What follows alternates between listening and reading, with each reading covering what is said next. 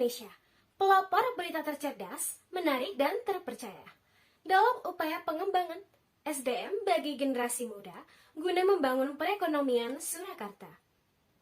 Bersama saya, Princess Rizal, dan rekan saya, Alexander Kevin Setiawan. Sumber daya manusia adalah aset untuk kota Surakarta dalam proses pembangunan perekonomian. Rendahnya kualitas pendidikan menjadi penyebab dari krisisnya sumber daya manusia. Karena perkembangan zaman semakin maju, yang mana otomatis berpengaruh pada perkembangan perekonomian, sehingga sudah sepatutnya jika lapangan pekerjaan membutuhkan sumber daya manusia yang lebih berkarakter dan memiliki kemampuan intelektual yang tinggi, terutama para generasi muda yang akan menjadi penerus aset Surakarta. Dengan kondisi COVID-19 saat ini mengharuskan mereka untuk menggunakan digital sebagai sarana belajar dan berkomunikasi karena pembelajaran yang jarak jauh. Dengan menggunakan digital, para pengguna harus berliterasi digital agar dapat menemukan, menganalisis, mengevaluasi, serta memanfaatkan segala informasi dan pengetahuan secara bijak, kritis, dan tepat. Namun penggunaan teknologi secara berlebihan menyebabkan mata rentan rabun dan pemborosan terhadap biaya membeli kuota. Sedangkan berliterasi menggunakan buku membuat mata lebih sehat, tidak perlu menggunakan sambungan internet, meningkatkan konsentrasi dan daya ingat, serta meningkatkan imajinasi dan kreativitas. Generasi muda Surakarta mulai berliterasi dalam pengembangan diri dengan menunjukkan karya nyata mereka sebagai sumber daya manusia dalam mempromosikan meningkatkan perekonomian di kota Surakarta. Karyanya adalah salah satu buku non-fiksi berjudul Guru Sejati Membangun Insan Berkarakter Kuat dan Cerdas. Penulis buku ini bernama Furqon Hidayatullah. Buku ini mengajarkan para guru Surakarta hingga luar kota untuk lebih mementingkan aspek kecerdasan emosi dan kecerdasan spiritual. Karena lebih besar pengaruhnya terhadap kebahagiaan dan keberhasilan seseorang dalam meningkatkan intelektualitas mereka.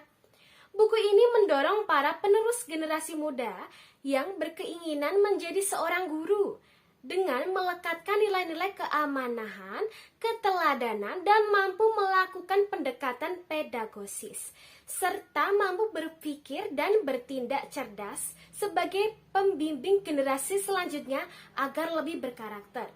Namun di dalam buku ini terdapat beberapa kata yang sulit dipahami oleh khalayak umum. Para siswa juga perlu diperhatikan. Mereka terbiasa dalam mendengarkan guru berbicara pada saat pembelajaran, dan terkadang mereka menganggap itu membosankan dan rentan tidak mengerti bahkan tidak mengetahui apa yang sedang dibicarakan. Padahal perkataan guru tersebut selalu terdengar di telinga. Jika kita melihat proses pendengaran terjadi pada saat manusia berbicara, maka pita suaranya bergetar, kemudian menyebabkan partikel-partikel udara di sekitar mulut serta di luar mulut juga ikut bergetar dengan frekuensi yang dapat didengar telinga manusia. Getaran ini menggetarkan partikel udara di sekitarnya, hingga merambat mengenai selaput gedang telinga pendengar. Namun, karena tidak menganggap serta mempedulikan hal lain, menyebabkan informasi tersebut tidak sampai ke otak, melainkan keluar lagi dari telinga yang lain.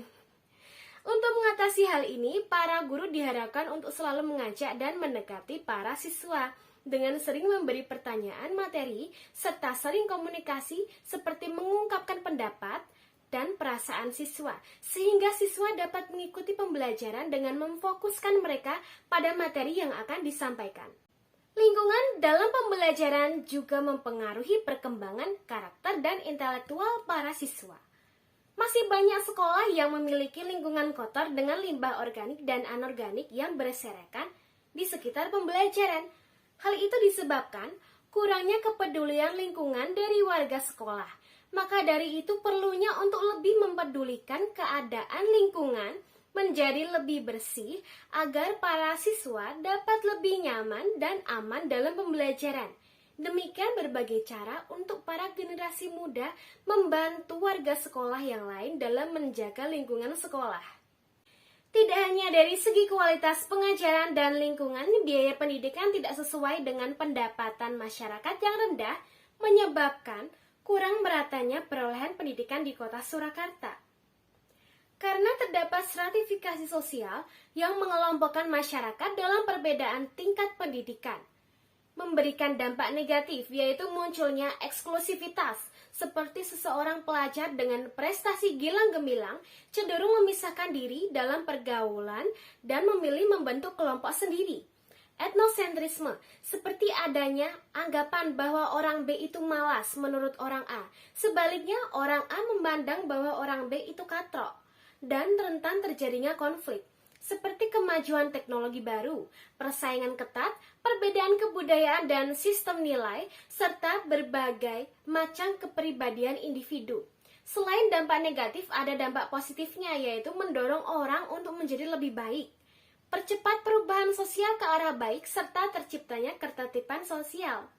Maka dari itu kita dapat meminimalisirkan dampak negatif dan membantu para generasi muda yang kurang mampu dengan saling tolong-menolong seperti kisah semut dan merpati berikut ini.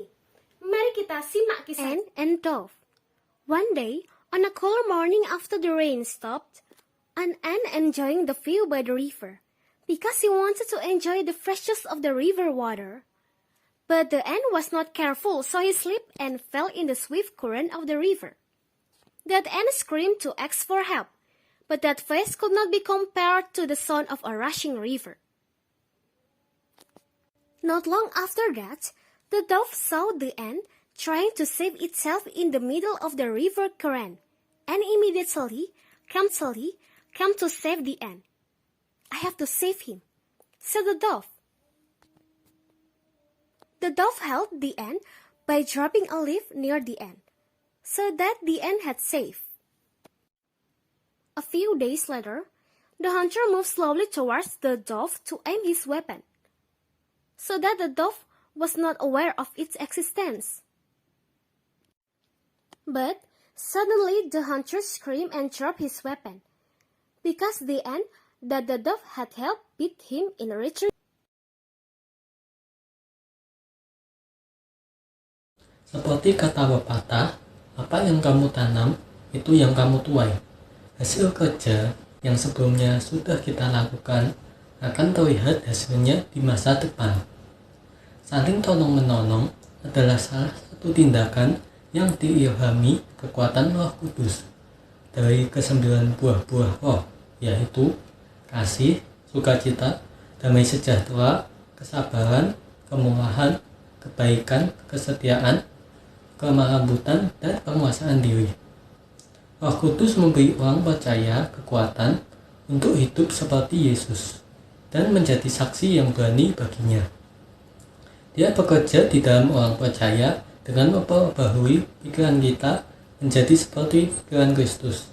Dia melakukan ini dengan menginsafkan kita dari dosa dan menuntun kita pada pertobatan. Maka dari itu, sebagai orang yang telah menerima Kristus sebagai Tuhan dan Juru Selamat, tentunya kita harus juga mengundang Roh Kudus untuk masuk dalam hidup kita. Salah satunya dengan saling tolong-menolong. Kita sebagai generasi muda dapat mewujudkan perilaku saling membantu kepada generasi muda yang kurang mampu dengan cara berwirausaha menciptakan buku tentang kewirausahaan. Namun sebelum itu kita menjual buku tersebut kepada sesama generasi muda yang tidak memiliki kendala dalam perekonomian terlebih dahulu. Kita bisa mempromosikan produk kita melalui Instagram dengan memberikan gift tas bergambar wayang sebagai penarik perhatian. Sehingga dengan ini kita dapat melestarikan budaya artefak di Surakarta. Setelah mendapatkan keuntungan untuk menambahkan pendapatan di dalam keluarga, kita baru dapat menyedekahkan sebagian keuntungan dengan membagikan buku tersebut kepada para saudara kita yang kurang mampu dalam mendapatkan pendidikan. Dengan membagi ilmu kepada para saudara mengenai kewirausahaan, diharapkan mereka dapat berkreativitas dengan menciptakan sesuatu yang baru guna untuk menghasilkan pendapatan hidupnya. Selain mencintai produk lokal Indonesia, kita dapat rajin melaksanakan upacara sebagai bentuk cinta tanah air untuk mewujudkan sikap disiplin, kerjasama, rasa percaya diri, dan tanggung jawab. Seperti berdiri rapi dalam barisan, tidak ribut, datang tepat waktu, dan mendengarkan dengan hikmat nasihat pembina upacara. Apalagi saat hormat kepada bendera merah putih, tubuh dan pandangan kita harus selalu menghadap kepadanya. Sebagai contoh, dino hormat dan melihat bendera yang berkibar di tiang setinggi 8 cm. Diketahui arah pandangannya dengan bendera membentuk sudut elevasi 30 derajat.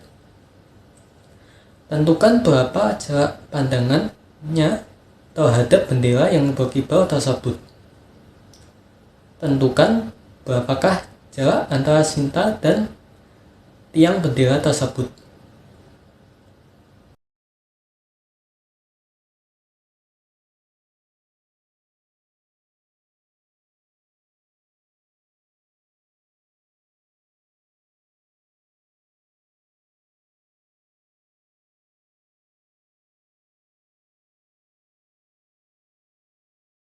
Tanpa disadari, kita dapat mengimplementasikan wawasan Nusantara dengan sikap cinta tanah air, bersungguh-sungguh dalam belajar, menghargai perbedaan, mementingkan kepentingan bersama, serta melestarikan budaya Indonesia.